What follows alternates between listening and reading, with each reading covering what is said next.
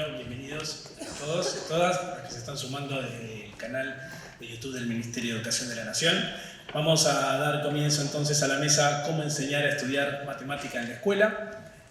Van a participar como disertantes de la misma Mónica Grasar, que es licenciada en matemática y profesora para la enseñanza primaria. Se ha especializado en la enseñanza de la matemática, es docente, formadora de maestros y asesora en currículo y desarrollo curricular y formación docente. Ha participado desde el Ministerio de Educación del desarrollo de programas de alcance nacional referidos a la producción de lineamientos curriculares y procesos de mejora de la enseñanza de la matemática para los diferentes ciclos y niveles de la educación obligatoria.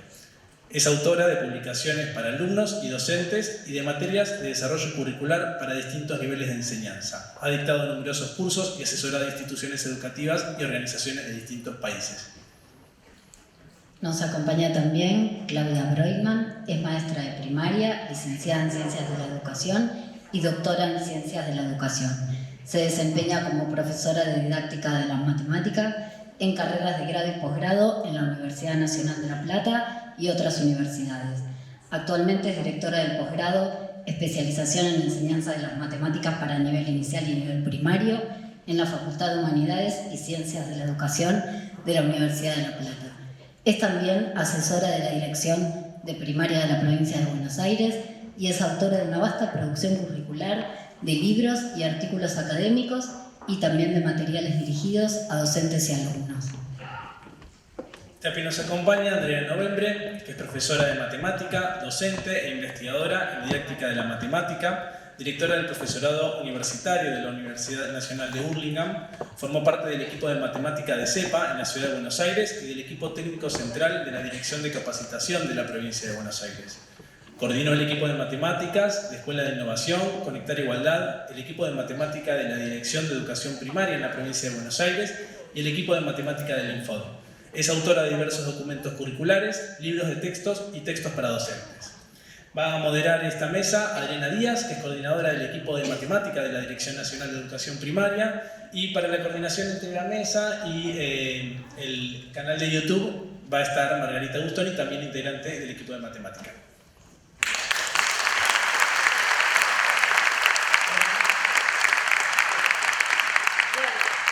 Buenos días a todos y todas. La verdad que es una alegría el poder ser la moderadora de esta mesa. No sé. Acá no. No sé si estoy saliendo también por YouTube. Por eso es que parece que acoplan. Es, como estaba diciendo, una alegría poder participar como moderadora de esta mesa. La intención es trabajar, conversar y reflexionar juntos acerca de lo que significa estudiar el arte de la matemática, que no se escucha.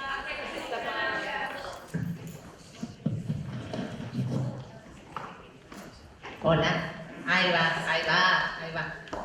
Bueno, entonces empiezo nuevamente. Les decía que para nosotros es una alegría poder estar como moderadora en esta mesa. Poder contar con esta mesa desde la Dirección Nacional de Nivel Primario significa el poner en evidencia que estamos mirando y focalizando lo que tiene que ver con la enseñanza de la matemática. Así que vamos a dar lugar a la primera exposición, que es la de Andrea Novembre, pensando justamente y reflexionando acerca de qué significa estudiar en matemática en la escuela.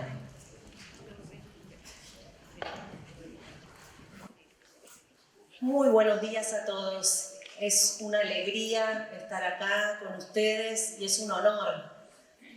Quiero agradecer a la dirección por habernos invitado y en particular a Cynthia Cooperman que nos convocó. Así que bueno, un placer. Y bueno, vamos a empezar este encuentro, ya que estamos en confianza. Les voy a contar algo personal. Y esto personal que les quiero contar tiene que ver con mi historia como docente. Durante muchos años fui profesora de matemática y daba clases, muchas clases, y cuando se acercaba el momento de una evaluación les decía a mis estudiantes que estudien para que les vaya bien en esa evaluación. A lo sumo, durante el proceso de enseñanza les iba avisando que estudien para que no se les acumule todo al final, ¿no? Y veo caras que hacen así porque todos seguramente hemos pasado por eso. Ahora, si en ese momento alguien me hubiese preguntado cómo me imaginaba yo que estudiaban mis alumnos, me hubiera quedado absolutamente sorprendida. No hubiera sabido qué contestar. Me hubiera parecido que era una pregunta fuera de lugar porque no tenía nada que ver, porque era algo que ellos hacían en sus casas, no conmigo en la escuela. Pero bueno, fue pasando el tiempo y en algún momento me empecé a hacer algunas preguntas.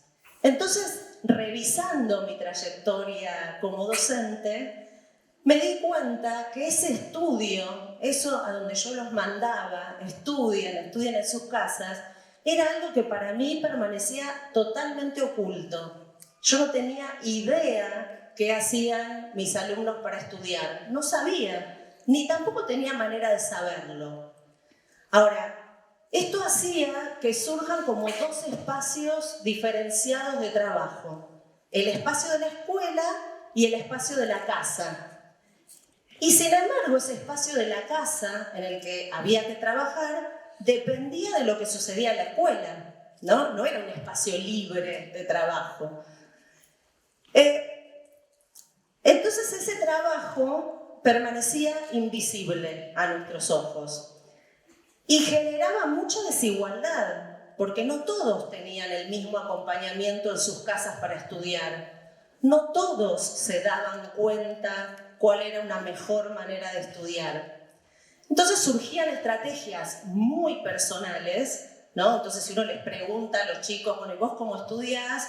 Uno suele escuchar más o menos lo mismo siempre, ¿no? Bueno, resuelvo los mismos problemas que resolvimos en clase, tapo la respuesta y me fijo si me da, o leo la teoría en caso de que hubiera teoría, y no pasa mucho más allá de eso, ¿no? En qué consistía el estudio. Entonces, lo que me di cuenta es que se había naturalizado, no solo en mí, sino en la mayoría de los docentes, de que el estudio no tenía que ver con nosotros.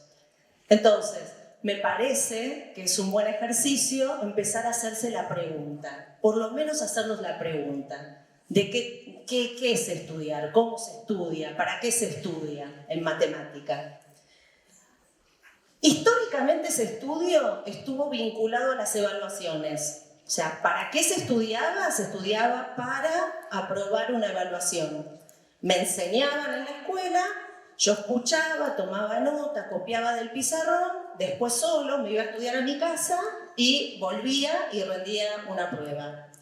Ahora, muchas veces lo que sucedía en esa prueba, al corregirla, es que los docentes se sorprendían muchas veces porque algunos chicos a los que se suponía que les tenía que ir bien no les iba bien, y chicos que habían estudiado les iba mal y también se sorprendían porque cómo les iba mal si habían estudiado. Entonces aparecían como una serie de malos entendidos entre lo que cada uno había hecho y lo que esperaba que sucediera, que no siempre sucedía lo que se esperaba. Entonces, desde una enseñanza más tradicional, tal vez, ¿no? Digo, para pensarlo, lo voy a plantear como en dos extremos, ¿no? Desde una enseñanza más tradicional, en donde las clases consisten en resolver una serie de problemas similares entre sí, y las tareas consisten en resolver otros parecidos a esos, en donde se ponen en juego las estrategias que se enseñaron en clase, pareciera que estudiar alcanza con hacer eso, pareciera, porque ahí hay alguna pregunta para hacernos, y es que, ¿cómo nos damos cuenta que un conjunto de problemas es similar a otro? ¿Los chicos entienden lo mismo que nosotros por similar? Digo, por ejemplo, si estamos trabajando sobre proporcionalidad en la escuela y damos todos problemas en los cuales damos el valor para uno y pedimos el valor para otra cantidad. ¿Por qué un chico se va a imaginar que un problema de proporcionalidad también es si le doy el valor para 3 y le pido averiguar para otra cantidad? ¿Por qué solo va a llegar a esa conclusión? Entonces, pongo en cuestión esto de parecidos entre sí, lo que tienen en común entre sí. Digo, distintas miradas leen distintas cuestiones en los problemas. ¿Está bien? Ahora, si nos paramos desde un enfoque de enseñanza como el que plantean los NAP, es decir, una enseñanza basada en la resolución de problemas y la reflexión sobre lo hecho, aparece ahí la palabra reflexión como algo distinto. No solo estamos resolviendo problemas, sino que estamos reflexionando sobre aquello que hicimos.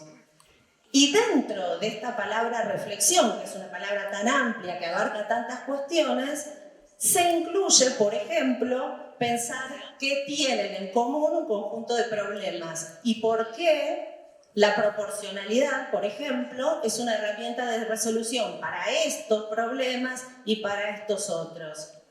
Y esa reflexión incluye también escribirlo. ¿Por qué no registramos esto que nos acabamos de dar cuenta? Y una vez que eso está escrito en un cuaderno, en una carpeta, en un cartel en la pared, pasa a ser información de la que los estudiantes pueden disponer para poder pensar y resolver otros problemas, ¿no?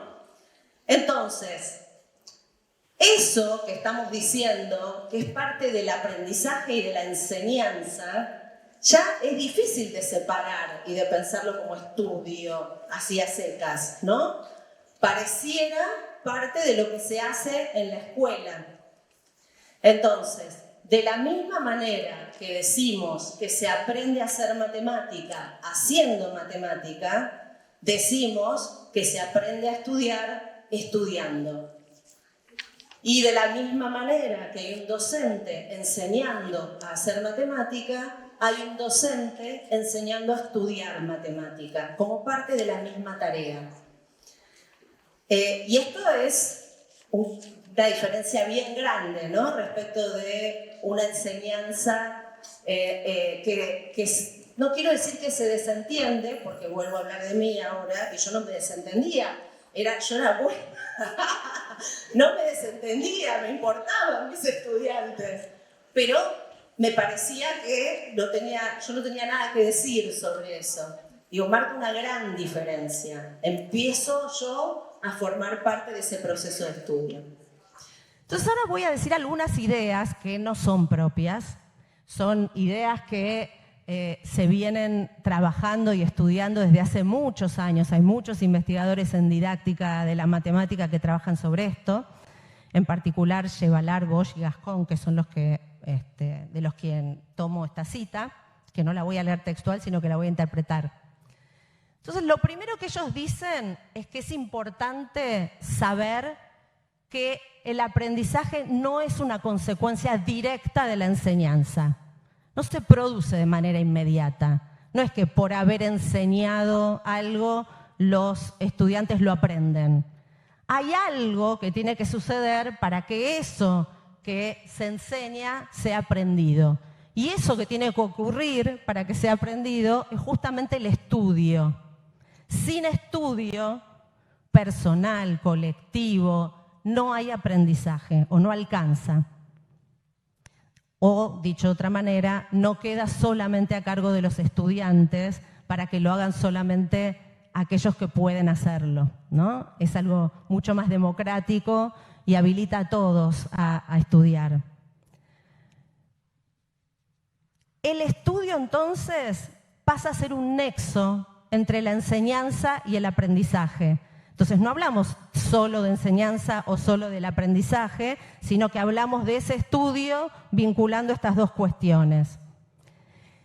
Y el proyecto de enseñanza del docente no puede, no debería desentenderse de los procesos de estudio. Otra vez, decimos, el docente tiene que tomarlo como parte de los contenidos a enseñar. Y este estudio incluye, como ahora les van a contar mis dos compañeras, incluye actividades que se despliegan en la clase, incluye tareas que se pueden resolver en sus casas y otros momentos de estudio. Digo, ahora ya no es más solo en tu casa estudiar, sino que hay actividades de estudio que se realizan en la escuela. Entonces, el estudio es un trabajo explícito, sistemático, consciente y organizado intencionalmente por los docentes. Explícito. No queda a cargo del alumno para hacerlo solo y el docente no sabe qué fue lo que hizo. Se explicita. ¿Por qué esto es un problema de proporcionalidad? ¿Por qué esto me permite darme cuenta cuando otros problemas son de proporcionalidad? Este no es de proporcionalidad, porque tal y tal cosa. ¿Sí? Y lo interesante para mí del estudio es que a partir del estudio se va logrando de a poco que lo novedoso se transforme en conocido. Es decir, que esas ideas que se van produciendo en la clase vayan formando parte del mapa de contenidos y de aprendizajes de cada uno de los estudiantes.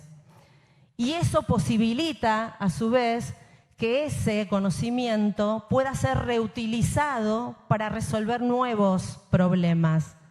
Digo, porque si no, todo sigue siendo nuevo, todas las veces va a ser nuevo, ¿no? Bien, y estudiar tiene que ver con hacer matemáticas junto a otros. Deja de ser una tarea solitaria para convertirse también en una tarea en la que se comparte con otros. Y para cerrar, les quiero leer un testimonio de una alumna de 5º grado acerca de la tarea era ¿qué aprendiste en la clase? A propósito de un conjunto de clases. Y ella dice, aprendí a estudiar comprendiendo lo que leo, que las tareas hay que hacerlas porque mientras uno hace las tareas está estudiando, que los trabajos hay que entregarlos la persona, la maestra, tiene que entenderlos y corregirlos, que cuando uno se equivoca, al mismo tiempo está aprendiendo algo nuevo, que cuando tenemos una duda hay que preguntarla y no tener vergüenza, porque cuando llegue el momento de la prueba no vamos a saber qué escribir. Aprendí a compartir con los demás y a hacer trabajos en grupo. Fíjense que no hace mención a ningún contenido matemático, ni uno, de lo que aprendió en todas estas clases. Sin embargo, todo lo que ella menciona tiene que ver con una gran posibilidad de aprender matemática, ¿no? Y si nosotros tuviéramos que describir más en detalle qué es lo que hay que hacer para estudiar, diríamos muchas de las cosas que ella menciona, ¿no? Esto de no hay que tener vergüenza de equivocarse, y eso es un divisor de aguas. Estoy repasada de tiempo, ¿no? Es un divisor de aguas, porque en una enseñanza tradicional, cuando estás resolviendo un problema, cuando te hacen una pregunta, es para que des la respuesta correcta, sino para que te están preguntando. Y si contestás mal, es un problemón contestar mal. En cambio, desde este enfoque de enseñanza, el error, el equivocarse, pasa a ser parte del aprendizaje.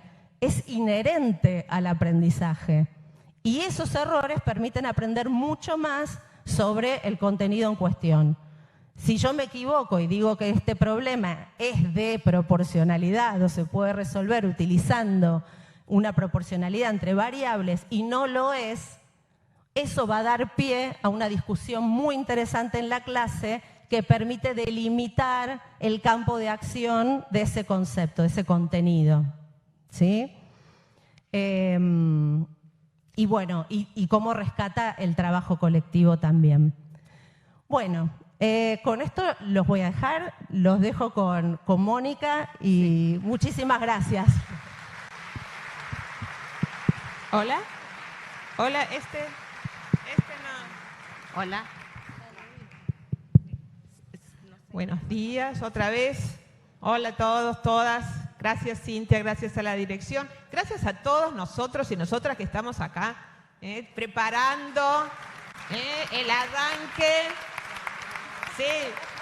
No, es que es fiesta encontrarnos, es alegría, es pensar en esta recuperación de la presencialidad plena, de verdad con mucha energía y con mucha disposición de que este año sea, bueno, fantástico. Vamos a ponerle así.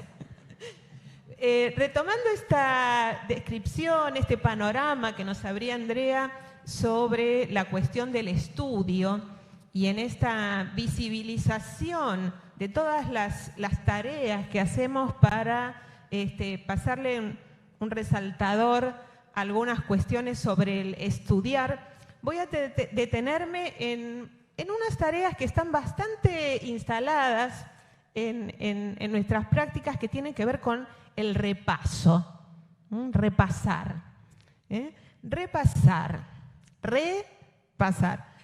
volver a mirar o examinar algo, particularmente para corregir imperfecciones o errores, volver a explicar un tema, revisar lo que se ha estudiado para identificar las ideas que se tienen en la memoria, reconocer muy por encima un escrito, pasando por él la vista ligeramente o de corrido, recoser, remendar la ropa que lo necesita y a veces también hacer una limpieza superficial.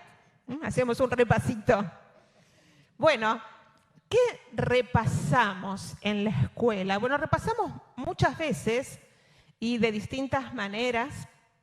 En muchas escuelas hay una organización. Los viernes, por ejemplo, repasamos lo que pasó en la semana para generar instancias de sistematización. Repasamos cuando termina una unidad, un tema, o cuando estamos desarrollando un proyecto. A veces decimos, bueno, a ver, ¿cómo vamos con esto? ¿Qué estuvimos haciendo? ¿Qué nos falta? Repasamos muchas veces al iniciar el año escolar. Parece que se impone el repaso y la prueba diagnóstica. Y entonces, bueno, entre todos esos repasos voy a tomar dos que son los que tenemos como muy conocidos, que es el repasar para la prueba, esa dupla repaso-prueba, no porque la prueba sea la única manera de evaluar, sino que ese es un dúo conocido. Y otro dúo, que es este que decía, del repaso inicial y el diagnóstico, que es otro repaso y otra prueba. Que son iguales este repaso-prueba. Bueno, marquemos algunas notitas sobre esto. Bueno, ¿qué hacemos cuando repasamos para la prueba? Revisamos el cuaderno, revisamos la carpeta, ver cuáles son los problemas que estuvimos haciendo. A veces recuperamos alguna discusión, algo que se puso picante durante el trabajo y decimos, bueno, ¿se acuerdan ese día donde estuvimos realmente trabajando duro con esta idea y no quedó del todo claro? Y volvemos sobre eso, volvemos sobre los carteles, las escrituras. Claudia va a desarrollar después con más detalle la cuestión de las producciones de las escrituras colectivas, ¿no? Porque, claro, sin esas escrituras, ¿cómo organizamos ese repaso? No es solamente una recuperación oral acerca de lo que estuvimos haciendo, sino que tenemos que volver sobre lo producido y lo registrado. En el caso de que estamos en el trabajo con los textos, bueno, si los problemas eran del texto, eran del libro, y bueno, tal vez volvemos sobre el libro a ver qué otros problemas hay, como decía Andrea, para ver si se parecen, si son distintos. Si en nuestra secuencia arrancamos el trabajo con problemas que no son del libro, bueno, podemos ir al libro y decir, bueno, ¿y en el libro qué problemas hay sobre este tema? ¿Hay pastillas, recuadros con alguna definición? ¿Hay algún machete que podamos armar cómo está escrito en el libro y cómo nos quedó escrito en el cuaderno. Bueno, hay un montón de tareas y de cosas para hacer que a la vez que van ajustando, pasando una lija más fina, puliendo eso que estuvimos trabajando, bueno, los aprendizajes se van haciendo un poco más explícitos, van apareciendo las preguntas y para nosotras, maestras, maestros, va apareciendo un poco, bueno, el panorama de qué voy a tomar en la prueba, ¿no? Porque el repaso me ajusta ese temario, esos problemas que voy a proponer. Y allí, con más o menos algunas variaciones, tal vez aparezcan nuevos problemas para prepararse para la prueba. Y destaco esto de las variaciones, porque Andrea planteaba antes que a veces no es tan fácil distinguir que lo que para nosotros, maestras, maestros, profes, es una leve variación en el problema, para los chicos, las chicas, no es tan sutil. Y resulta que era una diferencia importante y después en la prueba no anduvo bien eso. Esto, bueno, sin la picardía de querer sorprender en la prueba, ¿no? Porque no se trata de sorprender a nadie, ¿no? Sino de volver sobre lo que efectivamente estuvimos trabajando. Y acá voy a hacer un pequeño paréntesis sobre una cuestión un poco curiosa, vamos a ponerlo, que nos pasa después que tomamos la prueba y comentamos con los colegas, con las colegas en la sala de profes, de maestros, cómo les fue a los chicos, a las chicas, ¿no? Y cuando les fue bien a todos y a todas, ¿qué es? Fiesta. Y sí, si les fue bien a todos y a todas, celebramos, hacemos un brindis. Aprendieron lo que tenían que aprender. ¿Qué hicimos? Me parece que tomé muy fácil. ¿No? Decimos, esto no está bien, no es normal.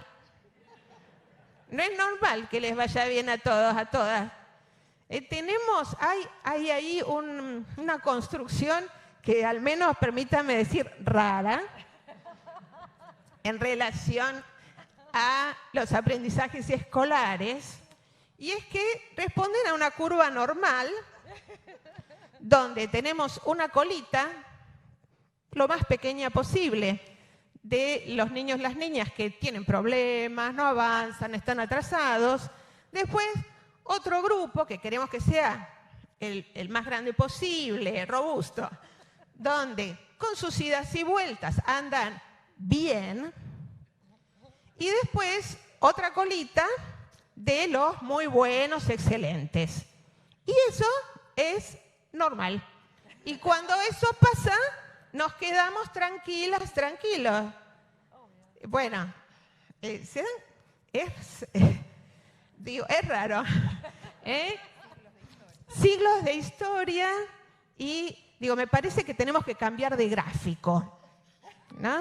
El gráfico no nos está... Si pensamos en lo que decía el ministro, lo que venimos diciendo, de todas, todos pueden, deben, tienen que aprender, eso no nos puede parecer normal. ¿Ah? Entonces, con sus más y sus menos, no estamos pensando que vamos a obtener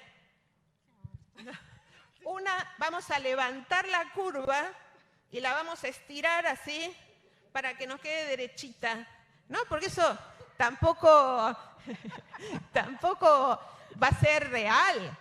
Pero tal vez podríamos pensar en otras maneras de imaginar esa variedad de aprendizajes, de alcances.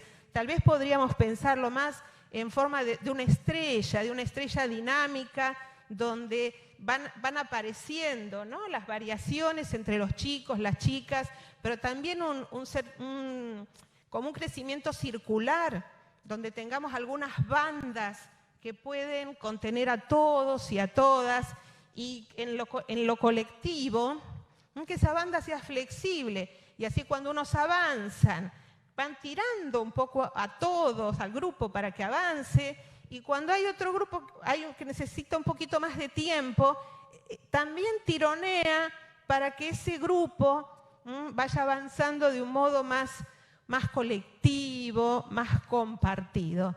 Nada, dejo este pequeño bocadillo para seguir pensando sobre este sentirnos medio raro cuando tomamos la prueba y les va bien.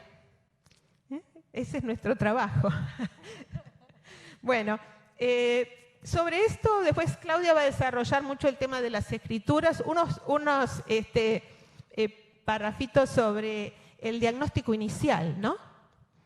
Que parece que es, bueno, de cajón, ¿no? Lo que arrancamos el año, hacemos repaso y después diagnóstico. Por supuesto necesitamos saber dónde estamos parados, ¿no? ¿Qué es lo que saben? ¿Qué es lo que tenemos disponible para trabajar juntos, juntas? Pero en particular, esto siempre pasa, cualquier año, pero este año está súper difícil pensar en esto. ¿No? ¿Qué pasó 2020, 2021? ¿Qué es lo que vamos a efectivamente repasar? ¿Qué es? En todas las escuelas y el enorme trabajo que todos los maestros, profes hemos estado desarrollando para acompañar, para sostener. Cada uno de ustedes sabe qué pasó en su escuela, qué pasó con sus chicos, a veces con cada uno, porque ha habido seguimientos realmente intensos, muy comprometidos. Pero, ¿qué desafíos tendría este esquema hoy, no? Nos preguntamos, ¿qué se podrá recuperar del año pasado? ¿Qué recuperamos de esas experiencias tan variadísimas, no solo de los chicos, las chicas, de las familias, de nosotros mismos, ¿no? ¿Qué podremos enseñar este año? De verdad, se abre allí una pregunta que nos genera mucha incertidumbre, mucha incomodidad. Entonces, ¿nos servirá ese esquema que veníamos desarrollando muchas veces, de a veces hacer un mini cuarto antes de arrancar quinto? ¿No? A veces decíamos, bueno, un poquito de numeración, un poco de cálculo, un toque de fracciones, algo de decimales, un poquito de medida, un triángulo. Andrea, déjame. Pero ponemos un triángulo, un perímetro. ¿Un perímetro? Bueno, un perímetro. Tomamos la prueba, el diagnóstico, y ahí sí podemos arrancar con quinto. Y decimos, no se acuerdan nada. Miren que, nada, hay una... ¿Qué hizo la del año pasado?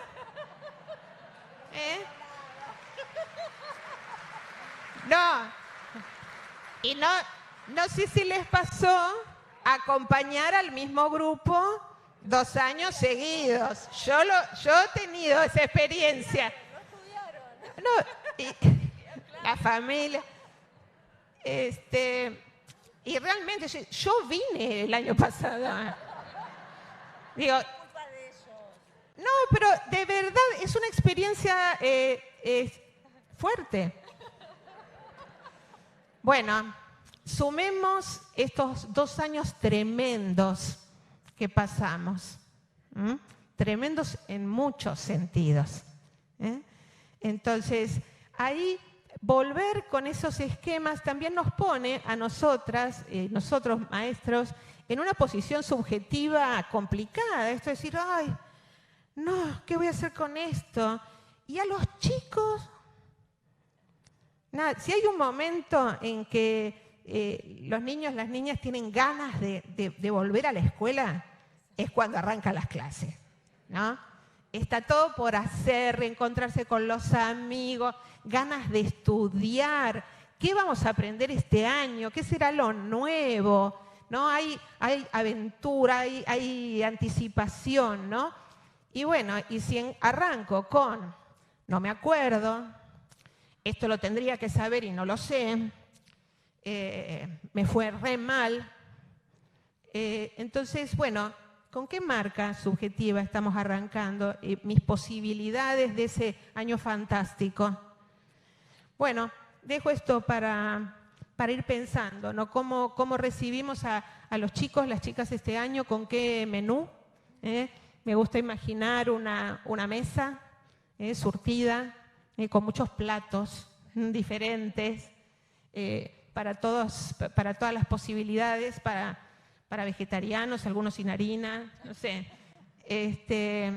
Nada, una oferta amplia, rica, variada, interesante, que por supuesto nos permita poner en acto qué saben, qué pueden, porque lo necesito para ver dónde estoy, para ver dónde estamos, ¿no? Y entonces allí me parece que tenemos una linda oportunidad para organizar un inicio de año más apoyado en lo que sabemos, lo que tenemos, lo que puede aportar cada uno, que va a ser muy distinto seguramente.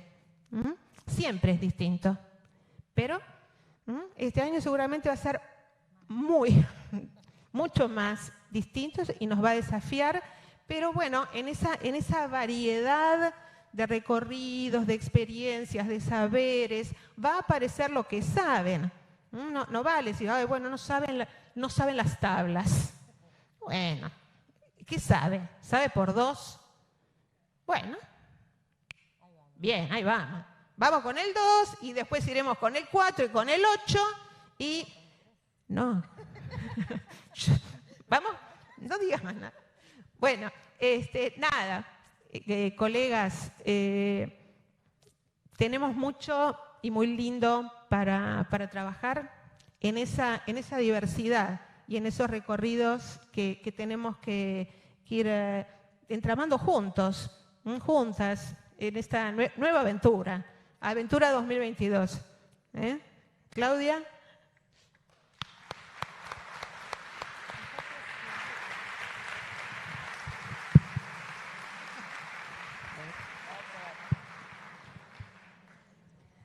Hola. Bueno, buenos días a todas y a todos. Un placer, una alegría estar acá. Agradezco a la dirección la invitación y en particular a Cynthia Cooperman y a las colegas por la oportunidad de pensar algunas cuestiones juntas. Bueno, voy a compartir dentro de los muchos aspectos que abarca la idea de estudio, me voy a centrar en los procesos de sistematización y reorganización de los conocimientos de los chicos. Esto que decía recién Andrea, de cómo hacer que eso nuevo se convierta en conocido. Y voy a focalizar en particular dentro de esta cuestión la articulación entre el trabajo individual y el trabajo colectivo, es decir, el aula pensada como una comunidad de estudio, como mencionaron mis compañeras antes, y cómo se articulan en esos momentos de estudio los intercambios orales con los momentos de escritura y de lectura de las ideas matemáticas que se van produciendo. Una cuestión central que atraviesa esta idea de estudio que estamos tratando de compartir hoy aquí es la importancia de instalar espacios para la toma de conciencia de lo realizado y para la posibilidad de poner en palabras lo aprendido. Ponerlo en palabras para uno mismo, para tomar conciencia, para reconocerlo, para empezar a ordenarlo y también para poder comunicarlo a otros e ir amasando en ese grupo, en ese aula, en ese conjunto, en esa comunidad, un conocimiento que se va elaborando entre todos. Y esta idea de estudio que estamos barajando, consciente, sistemático, se opone a una idea que circuló mucho en nuestro sistema educativo o en nuestros sistemas educativos de muchos países, que era la idea de aprender jugando sin darse cuenta. En oposición a esa idea, pensamos que es necesario darse cuenta de que de qué se está aprendiendo. Y para eso necesitamos procesos conscientes, explícitos, y por eso poner en palabras y también todos los procesos de escritura y de lectura en torno a esas ideas matemáticas que van produciéndose. Entonces, hoy sabemos, porque estudiamos mucho sobre este tema, nosotros también, ¿no? Esta idea de eso que se va produciendo, que como decía también Andrea, no son ideas que se nos van ocurriendo a nosotros solos, sino que también en la comunidad de quienes nos ocupamos de la enseñanza de la matemática venimos haciendo hincapié en la importancia de gestionar esos espacios de análisis grupal para promover avances en los conocimientos de todos. Y en ese todos están incluidos particularmente aquellos alumnos con menores niveles de conocimiento, que andan un poco más perdidos, más flojos, menos avanzados, o que han tenido un vínculo menos apasionado y agradable con las matemáticas escolares o con la escuela en general. Entonces, para eso necesitamos que nuestros niños puedan decir en cada momento del año qué es lo que están aprendiendo. Si hacemos el ejercicio de preguntarle en el recreo a un niño de cualquier grado, ¿qué estás aprendiendo en la escuela, en matemática?, va a contestar cuentas, problemas. Y eso no tiene que ver con lo que esté estudiando, sino que tiene que ver con la representación de las matemáticas escolares que tiene nuestra cultura. Queremos que nuestros niños, cuando les preguntamos en el recreo qué estás estudiando, nos puedan contestar con más precisión. Estamos aprendiendo qué cálculo hacer para cambiar un número por otro en la calculadora. Estamos aprendiendo a hacer cuentas usando billetes y monedas. Estamos aprendiendo problemas en los que hay que combinar usando flechas, gustos de lados. Estamos aprendiendo a qué tipos de triángulos hay y cómo construirlos. Es decir, mayor precisión e identificación que se vincule con ese conjunto de actividades, situaciones, tareas que se le está proponiendo en ese momento. Para eso entonces se busca que los niños puedan identificar esos conocimientos matemáticos, tanto aquellos que se están repasando, en el sentido que planteaba Mónica recién, de no en el repaso ese generalizado, sino en el poder identificar qué es lo que sí tengo disponible, y en aquellos conocimientos nuevos que se están estudiando, en un proceso consciente y sistemático. Esta posición, además, a diferencia de la mirada meritocrática de la educación matemática propia de los modelos neoliberales, nosotros pensamos en oposición a esa idea de una mirada individualista, exitosa, acumulativa, ligada a la medición permanente y a la comparación. Pensamos, en cambio, en una perspectiva social, comunitaria del trabajo en el aula. ¿Qué estamos aprendiendo? ¿Qué errores cometemos y trataremos de evitar? ¿De qué maneras podemos resolver estos problemas? ¿Qué procedimientos que usaron otros puedo convertirlos en míos? Enfatizamos ese uso de la primera persona del plural, que denota una posición de compromiso con los otros. Durante esos momentos de sistematización, entonces se retoma aquello que se dirimió en esas puestas en común, en esas discusiones, en esos espacios orales. Se promueve entonces un retorno reflexivo sobre el trabajo realizado, pero escribiendo y leyendo sobre aquello que se estudia. Escribiendo entre todos, una y otra vez, las nuevas relaciones, las conclusiones para recordarlas, escribiendo las formas válidas de resolución para reutilizarlas, escribiendo los errores para tratar, los errores identificados y analizados para tratar de evitarlos. Y también escribir en estos libros para aprender aquello que queremos retener. Leyendo entre todos una y otra vez esos breves textos personales, muy intuitivos, con un lenguaje muy informal, coloquial, producidos en el marco del trabajo colectivo, y leyendo también las informaciones, el vocabulario, las formas de representación nuevas que traen los libros para ponerlos en diálogo con las propias producciones. Es decir, si los niños vienen estudiando distintos tipos de triángulos y resolviendo problemas en donde analizaron ciertas características de los triángulos, esos nombres que les pusieron, que puedan entrar en diálogo con las denominaciones más formales, con las formas de representación más matemáticas que pueden aparecer o presentados por el maestro o presentados a través de los libros para aprender. Entonces voy a mencionar ahora algunos ejemplos de prácticas del aula de momentos de reorganización.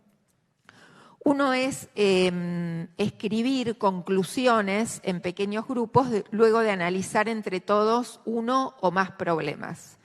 Entonces, en este caso es importante aclarar que no importa quién escribe, en el sentido de quién usa la mano, el lápiz, la tiza en el pizarrón o la computadora, el teclado, sino que es una escritura colectiva más allá de quién ejecuta esa actividad. Entonces, así es que los niños escriben cosas como: aprendimos que si partís una torta en 2 te da la mitad, si la partimos en 4 te da un cuarto, si la partimos en 3 es un tercio, pero si no la partimos queda entera.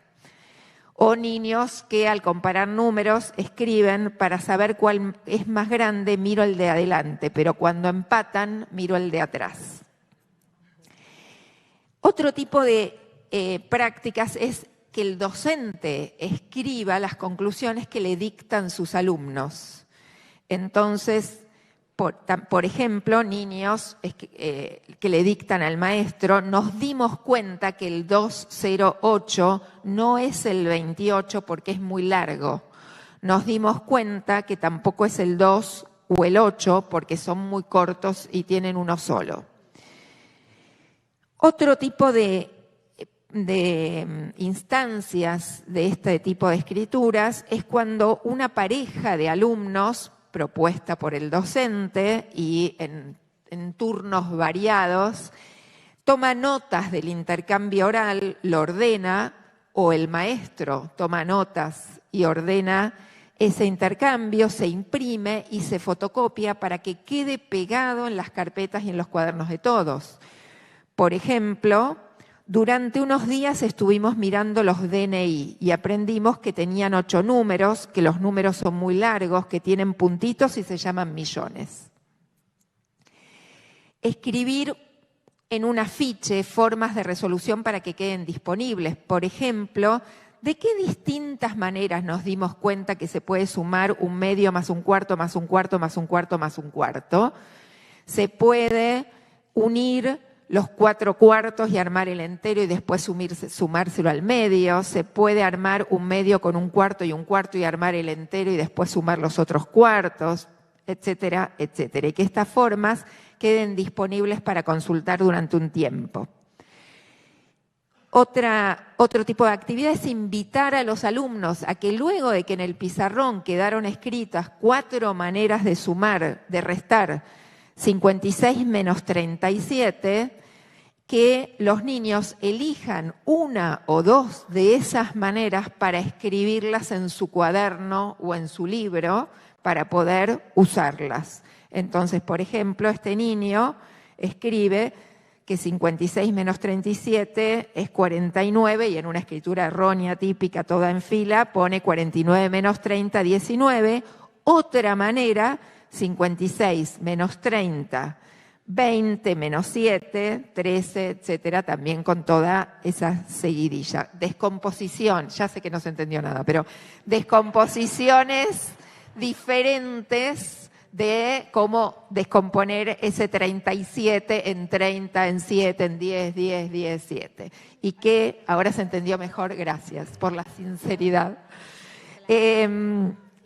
Entonces, que queden escritas esas descomposiciones, pero que invitar a los niños a que ellos puedan tomar decisiones. Es decir, acá en el pizarrón hay 4 maneras que usaron ustedes, elijan una o 2 para copiárselas y usarlas otro día. Y uso intencionalmente, provocativamente, la palabra copiar, alentada y permitida, ¿no? En el sentido de hacer circular, reutilizar, apropiarse de algo que hasta hace un ratito era ajeno. Mirar para atrás cuadernos y carpetas para identificar clases de problemas, ¿no? Recién Andrea mencionaba que no es evidente que tienen en común los problemas para los niños y al principio dicen, todos estos son de caramelos, todos estos son de Juan. Y cuesta un poco de trabajo que empiecen a decir, estos son de multiplicar filas por columnas, o estos son de los de combinar en donde se repite o de combinar donde no se repite. Estos son los de leer y escribir números, estos son los de componer y desarmar con billetes. Para poder identificar esas clases de problemas, estos procesos de los que venimos hablando de toma de conciencia, explicitación, son elementos muy importantes que van ayudando a los niños a poder ir identificando cada vez con más profundidad esas clases de problemas. ¿Para qué? Para que no haya sorpresas, entre otras cosas, en la evaluación, como decían mis compañeras recién, ¿no? Para que eso nuevo sea viejo, conocido, esté disponible y a todos nos vaya bien en la evaluación sin esas curvas raras. Que puedan escribir entre todos carteles de aquello que se espera que vayan progresivamente memorizando. Es decir, que las tablas pitagóricas pueda quedar muchos meses colgada, que pueda haber esos 10 más 10, 20, 100 más 100, 200, esos cálculos, esos dobles o esas sumas de redondos que estén disponibles y que se vayan consultando hasta que empiezan a dejar de consultarse porque empiezan a ser muy conocidas. O que no sean tan conocidas y queden disponibles, como los nombres de la clasificación de triángulos, que si alguien no se lo acuerda, lo busca en internet y en menos de un segundo puede recordar si era agudos, obtusos o esdrújulos, ¿sí? En esas clasificaciones que inventan los niños. Registrar en la carpeta informaciones con aclaraciones que permitan entrar en diálogo con las familias. Por ejemplo, cuando los niños, fomentados por su docente, escriben en la carpeta, en el cuaderno, en el libro, que para multiplicar por 12 puedo multiplicar primero por 2 y después por 10, como hacen los grandes, o puedo multiplicar primero por 10 y después por 2 y da lo mismo. O puedo multiplicar por 5 y por 2 y también da lo mismo. Cuando los chicos escriben en la carpeta este tipo de cuestiones, también permite a las familias acompañar de otro modo y entender un poco más aquello que están aprendiendo los niños. Registrar entre todos el análisis de un error típico. Entonces, por ejemplo, en este caso, los niños estaban estudiando los números romanos, escribieron el 99 como un 100 con un 1 restado, es decir, la I con la C, y entonces escriben. Hablando se nos presentó esta duda, ¿cómo escribir el 99? Algunos lo hicieron así, pero nos dimos cuenta que para formarlo hay que desarmarlo. Primero escribir el 90 y después el 9, con una versión bastante personal y provisoria de las reglas de numeración romana. Otro tipo de prácticas es reordenar el tema en la carpeta, incluso, por ejemplo, en los grados del segundo ciclo, donde los niños usan carpeta y pueden meter una hoja en el medio, recapitular todo lo que estuvieron estudiando y ponerle una carátula que diga, de tal día a tal día estuvimos estudiando estos temas de numeración. Leer números, ordenar números, recta numérica, valor posicional, números romanos, etcétera, y que puedan identificar, ¿sí?, ese periodo y ese proceso que estuvieron haciendo, con qué contenidos estuvieron trabajando. Retomando lo de las evaluaciones, un tipo de prácticas interesantes es que los niños puedan, una vez identificados todos esos temas que estuvieron trabajando, preparar en grupos evaluaciones. Es decir, que puedan inventar la prueba poniendo uno de leer números, uno de escribir números, uno de ordenar, uno de recta, uno de valor posicional, uno de números romanos, y discutir entre todos esas 4 pruebas que aparecieron hechas entre todos, qué le falta, qué le sobra, qué es muy difícil, qué es muy fácil, qué se parece a lo que hicimos. Esto ¿sí?, seguro no va a estar en la prueba porque era un problema de los difíciles. Esto sí va a estar en la prueba porque era uno de los problemas que trabajamos mucho. También, nuevamente, para que no haya sorpresas, sino para que eso que se fue amasando, estudiando, analizando, explicitando, sistematizando, nos permita que podamos en el momento de la evaluación reconocer esos tipos de problemas y recordar aquello que se estuvo trabajando. Bueno, para ir cerrando, luego de estos 2 años tan difíciles, complejos, resulta aún más necesario que siempre que nuestros estudiantes participen de este tipo de prácticas dirigidas a reconocer, sistematizar, explicitar, organizar los conocimientos producidos en las aulas. Creemos que de este modo ayudamos a que los niños vayan aprendiendo a valorar y a reconocer la diversidad de respuestas, las formas de resolución, en oposición a los efectos de una comunicación directa, inicial por parte del docente, que espera homogeneidad de respuestas y soluciones por parte de los alumnos. Fomentamos de esta manera también una mirada social e inclusiva de las matemáticas escolares, en oposición a la idea del mérito, el éxito o el fracaso individual. Tratamos de promover también de esta manera unas mejores relaciones con las matemáticas, en oposición a los tan conocidos efectos escolares que muchos de nosotros hemos padecido de rechazo, temor y ajenidad frente a las matemáticas de la escuela. Bueno, muchas gracias por esta oportunidad.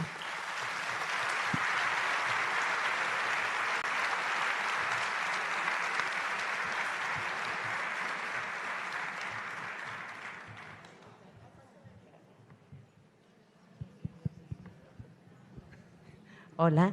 Sí, perdón. Buenísimo. Qué lujo, ¿no? Impresionante. Nos llevamos.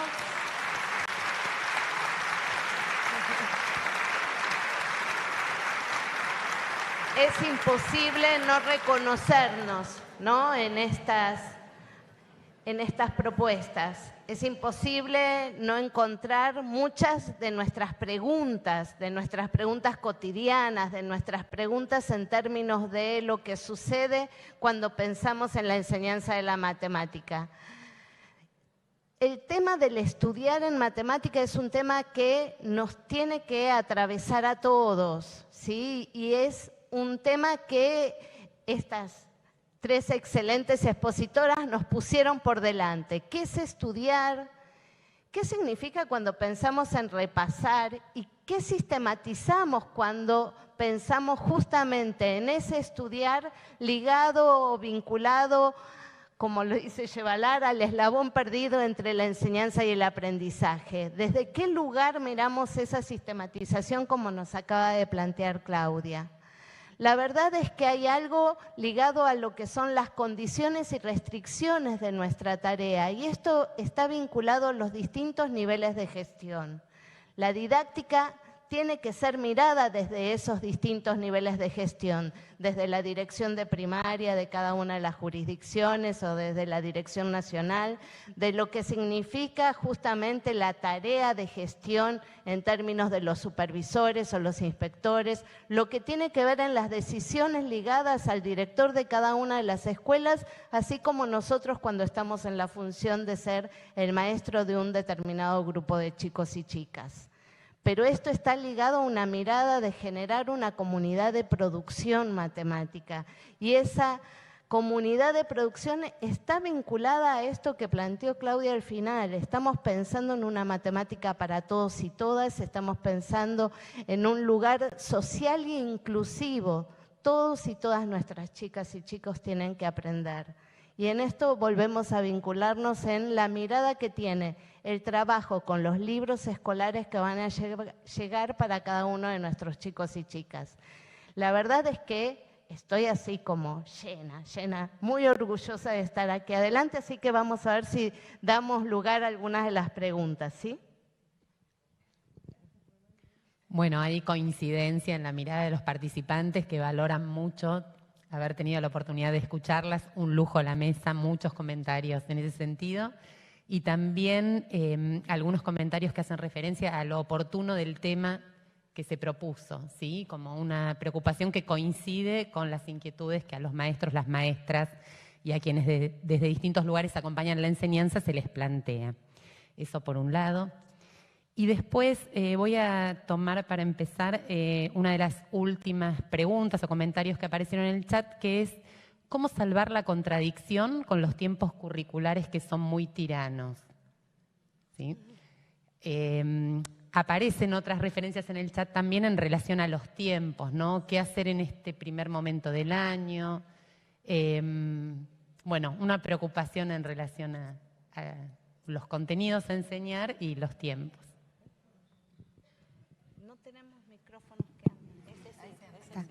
Nada, se me ocurría acá un poco pensar en acabar con las tiranías. No es bueno. Tenemos que, hacer una construcción conjunta.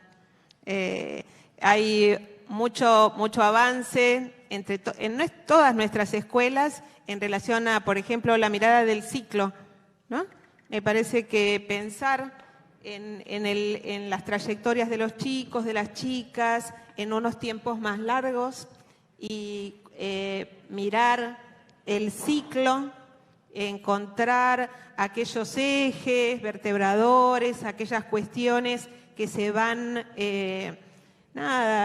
puliendo, revisando, creciendo a lo largo de las distintas experiencias en cada ciclo y pensar en esos tiempos un poquito más largos para consolidar algunos aprendizajes. Es algo que nos ayuda a ir acompañando mejor las trayectorias de los chicos con unos tiempos que nos van a dar lugar a los resaltados del currículum, pero buscando también un tiempo flexible para ir construyendo aquello que consideramos prioritario en relación a las posibilidades de seguir estudiando, de articular un ciclo con el otro.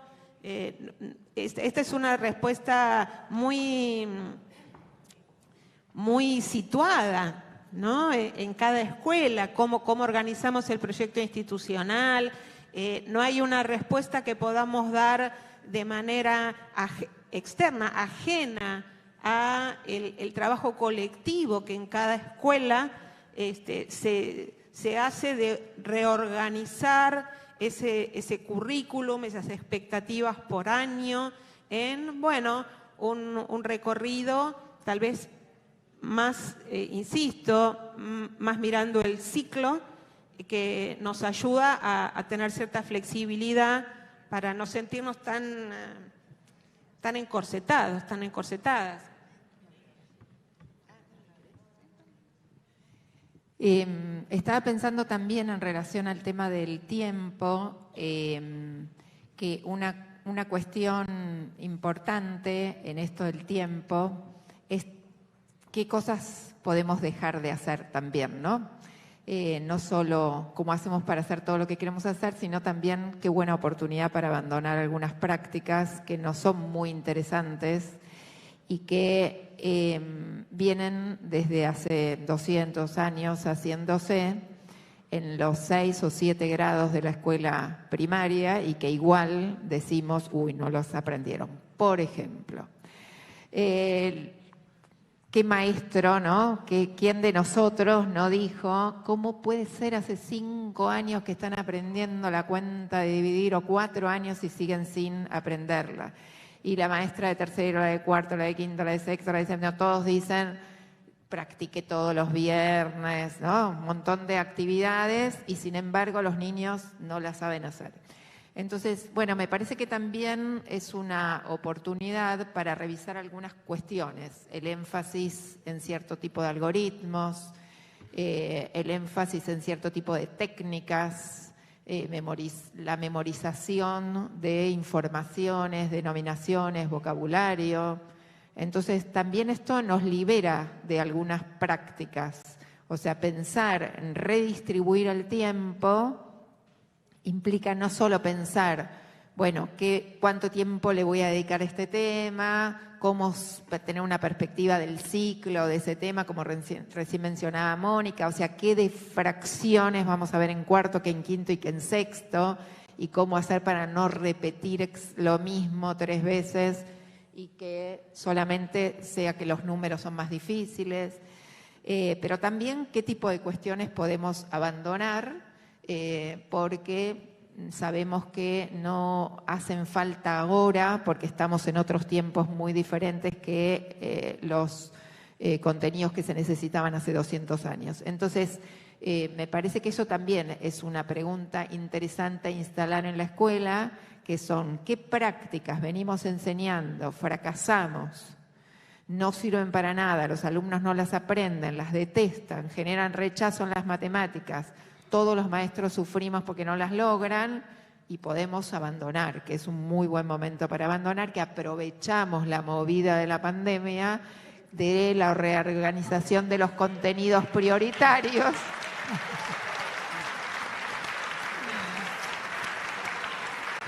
para abandonar algunas cuestiones. Entonces, bueno, por eso enfatizaba la cuestión de que puede quedar el cartel con la clasificación de triángulos durante toda la vida, que si no me lo acuerdo, ¿no? Lo busco.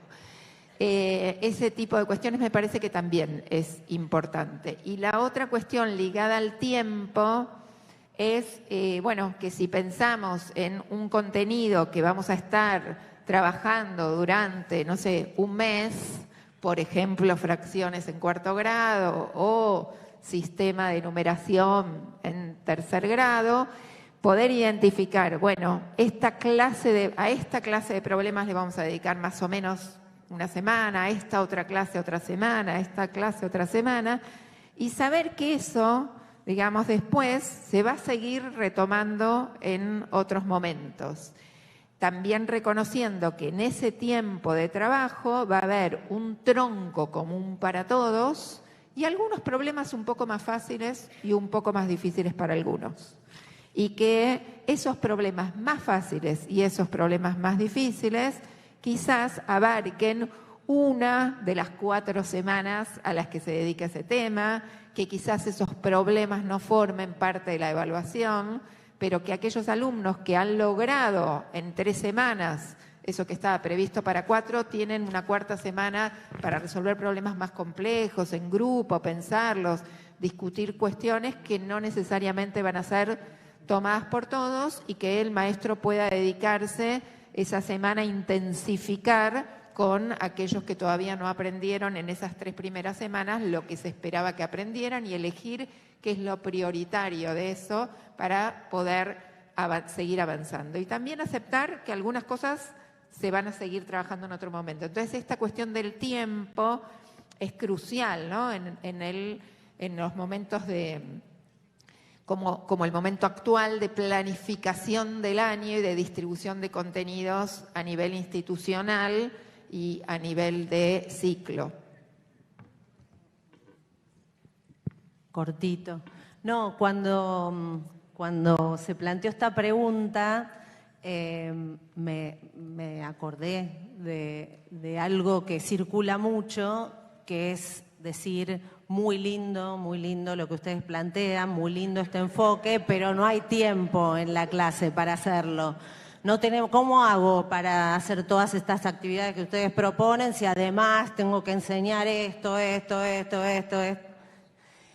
Y me parece que es una falacia, ¿no?, plantearlo en esos términos, ¿no? Porque si nosotros resignamos el espacio de estudio en la clase, es decir, todas estas actividades que comentaron Claudia y Mónica hace un rato, entonces estamos volviendo a un tipo de enseñanza en donde queda a cargo de los estudiantes ver cómo hacen para aprender. Yo enseño, yo llego, doy todo el programa, pero salí corriendo yo sola en esa carrera. Nadie me sigue atrás, ¿no?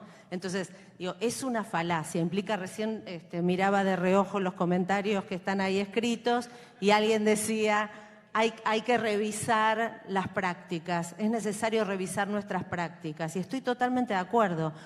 Claudia planteaba revisar cuáles de todos estos contenidos que tengo que enseñar son prioritarios, cuáles son irrenunciables para este grado que tengo que enseñar, y a partir de ahí diseñar el proyecto de enseñanza, que no puede dejar de incluir estos momentos que abonan al estudio de nuestros chicos, ¿no? Sí, totalmente. Pensaba en lo que planteabas otra vez, este tema del diagnóstico y del tiempo del inicio del año, ¿no? Ahí hay un tiempo precioso. Empezamos ya. Si no repasamos, nos queda un mes enterito, y arrancamos con todo. Por supuesto, recuperando lo que necesitamos de ese tema. Fíjense la energía que ponemos a veces cuando hacemos todo ese recorrido, numeración, cálculo, y después, cuando volvemos a iniciar, retomamos tal vez numeración, operaciones, y todo eso de fracciones, de decimales que estuvimos revisando con los chicos de quinto en marzo, se queda en el freezer hasta julio o después. Entonces, bueno, ahí miren, ¿cuánto tiempo que encontramos? Un montón.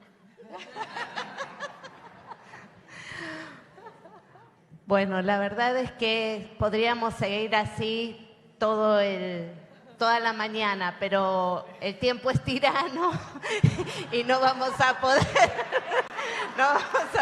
seguir. ¿Sí?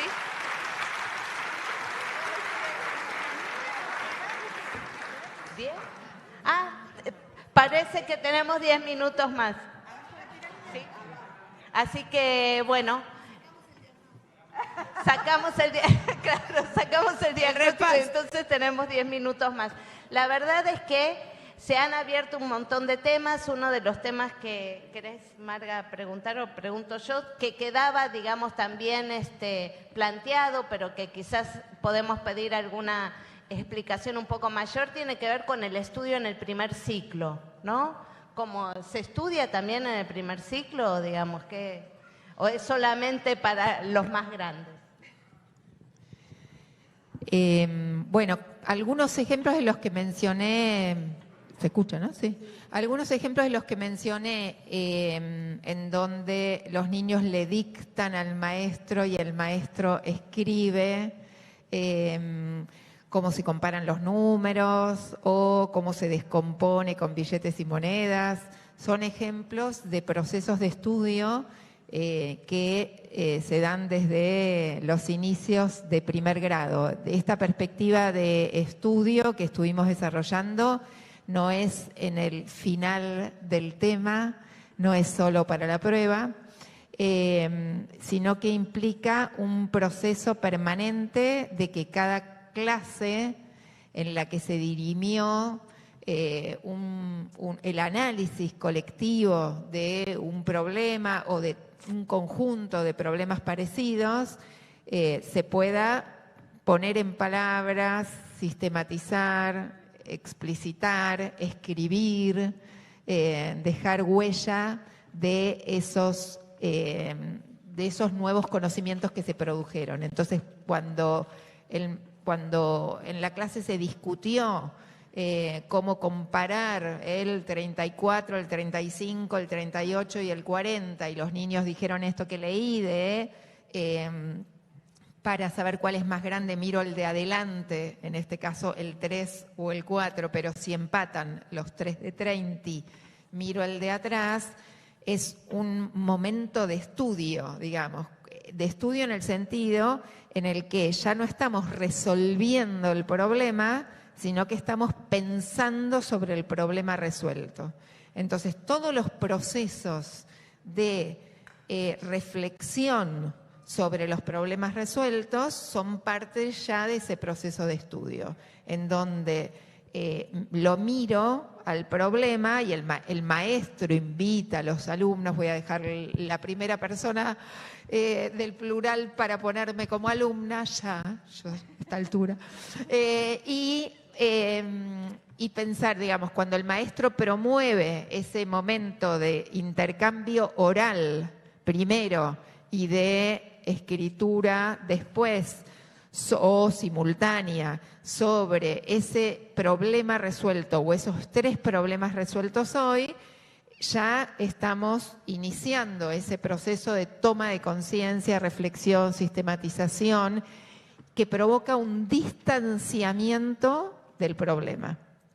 Esto es una diferencia muy importante, muchos autores enfatizan esto, la diferencia entre resolver un problema de la vida cotidiana y un problema en la escuela. En las situaciones de la vida cotidiana, todos, niños, grandes, resuelven problemas matemáticos, pero no hay un proceso analítico de distanciamiento y reflexión sobre cómo se resolvió ese problema. En la escuela, ese mismo problema, que quizás es un problema o no de la vida cotidiana, porque si es un problema de pagué con 100 digamos, costó 37, ¿cuánto me dieron devuelto? Puede ser un problema de la vida cotidiana. Pero si el problema es cuál de estos 4 números es más grande, es un problema intramatemático, que no es de la vida cotidiana, pero tanto en uno como en otro, si lo resuelvo en una situación fuera de la escuela, porque tengo que comparar esos números para ver, digamos, en una dirección o por lo que fuera, esa situación en la vida cotidiana se resuelve y listo. En la escuela se estudia.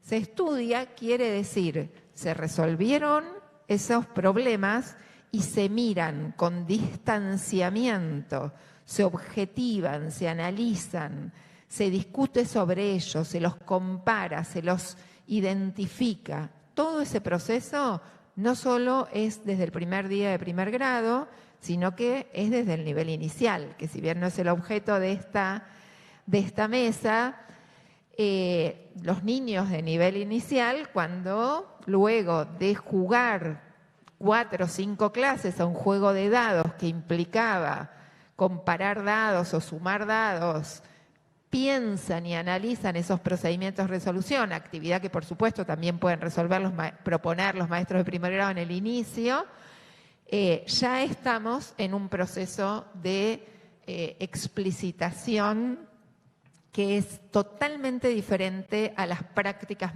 matemáticas extraescolares. Entonces, no solo estamos enseñándole a los niños los números, los cálculos, etcétera, sino que estamos enseñándoles desde el primer día de primer grado que las matemáticas de la escuela se estudian hablando de ellas. Se habla de lo que se hizo, se escribe, se ordena, se reflexiona, se reutiliza y en la clase siguiente se recuerda lo que se habló. Hoy vamos a volver a jugar al juego de dados. Vamos a tratar, antes de jugar, de recordar lo que aprendimos ayer. ¿Cómo se sumaban los 2 dados? ¿Cómo se comparaban? ¿De qué maneras nos dimos cuenta que se podía hacer tal cosa? ¿Se acuerdan que se habían equivocado muchos con el tablero en cómo avanzar con los números? Eso ya es parte de ese proceso que queremos instalar, y los niños desde esos primeros días de primer grado van aprendiendo cómo se piensan las matemáticas en la escuela y a vincularse con las matemáticas de un modo en el que se construye una idea diferente de la que construimos nosotros cuando éramos chicos en la escuela, que era que había buenos para las matemáticas y había malos para las matemáticas, y que había algunos dotados especialmente para ello y otros no. En lugar de eso, estamos desde el primer día de clases de primer grado proponiéndoles a los niños que ese modo que hizo Juan para sumar los números lo vamos a aprender todos. Estamos estudiando cómo es eso de que se puso el 4 en la cabeza e hizo 5, 6, 7. Hasta ahora la mayoría contó, pero algunos se pusieron el número en la cabeza y contaron, y todos podemos aprenderlo.